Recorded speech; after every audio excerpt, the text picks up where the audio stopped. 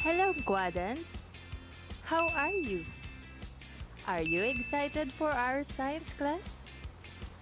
Let's discover, experiment, and explore. I am teacher Maria Esmeralda, and welcome to our science class.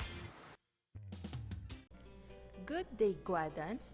Our topic for today is all about introduction of the scientific method and its components.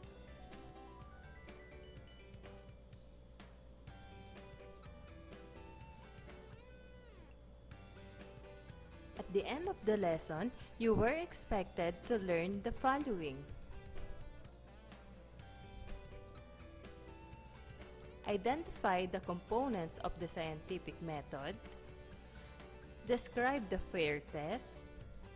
Recognize that in designing investigation, it should show FAIR testing.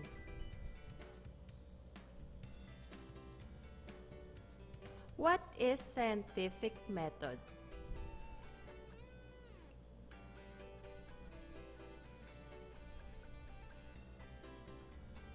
Scientific method is also known as the investigatory process. It is a method of procedure in finding ways to answer questions or problems. It is a way to ask and answer scientific questions.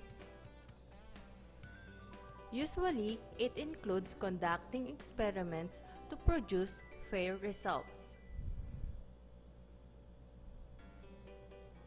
The scientific method follows these steps. Number 1. Identify the problem. It is the first step in the scientific method to identify and analyze a problem. Number 2. Research or make an observation about the topic. It can be looked on the internet, reading science books, journals, articles, and etc.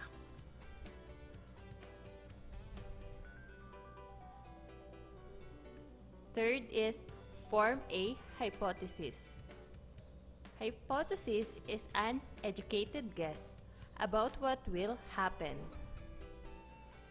A good composition of this would be if we do X, X, then Y, Y will happen.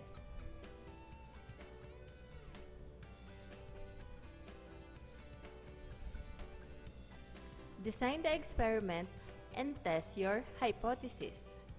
This is the fourth step of scientific method.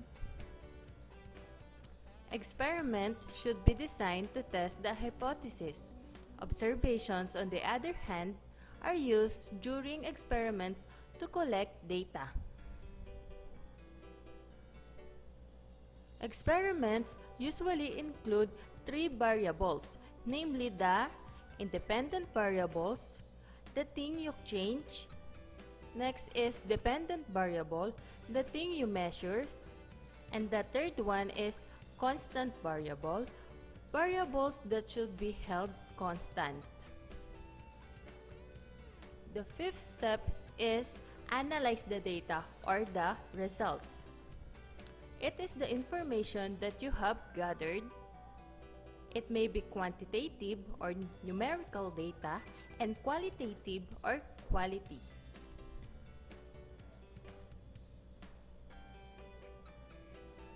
Number 6, draw a conclusion. Tell whether you accept your hypothesis and if by chance the results are not correct, give additional insights to form a new hypothesis.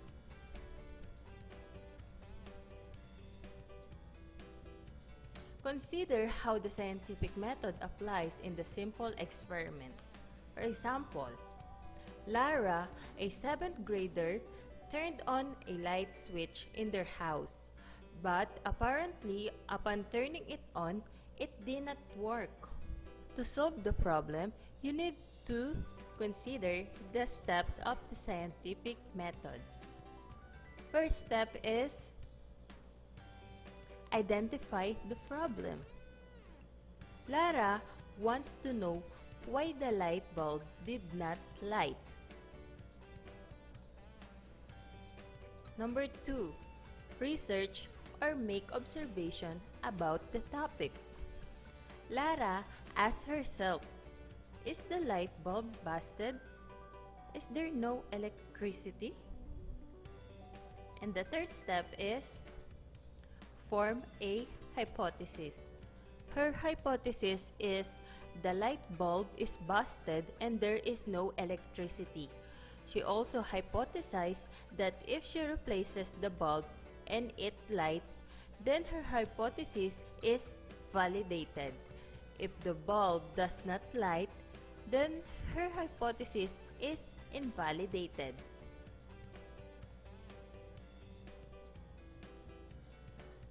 Next step is design the experiment and test your hypothesis. First, Lara checked if there is no electricity. Next is she then replaces the bulb. After your experiment and test the hypothesis, next step is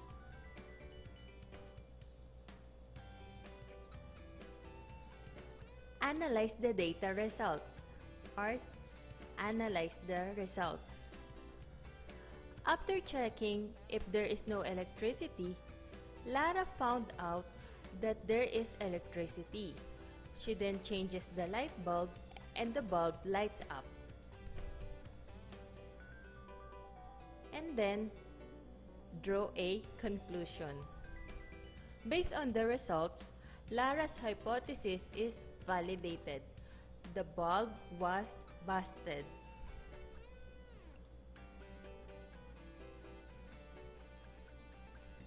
What is the FAIR test?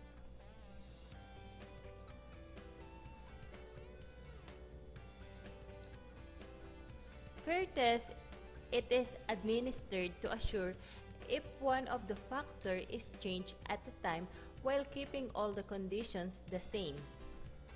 Doing a FAIR test is one of the most important components of doing good scientific experiments.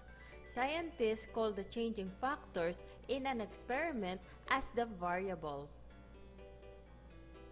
Here is an example of a FAIR test. Imagine that you and your friends want to measure which is the fastest toy car to coast down a sloping ramp. If you gently release the first car but give the second car a push start, did you do a FAIR test of which car was fastest? Obviously, no. Why? Just because you and your friends gave the second car an unfair advantage by pushing it to start. That's not a FAIR test. The only thing that should change between the two tests is the car. You should start them down the ramp in exactly the same way.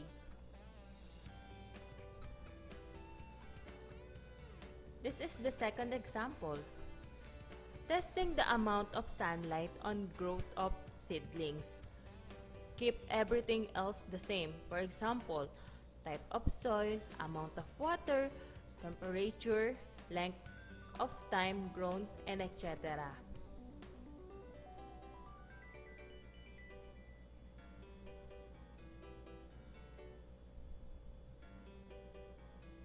I hope you enjoyed and learned. See you on our next class. Bye!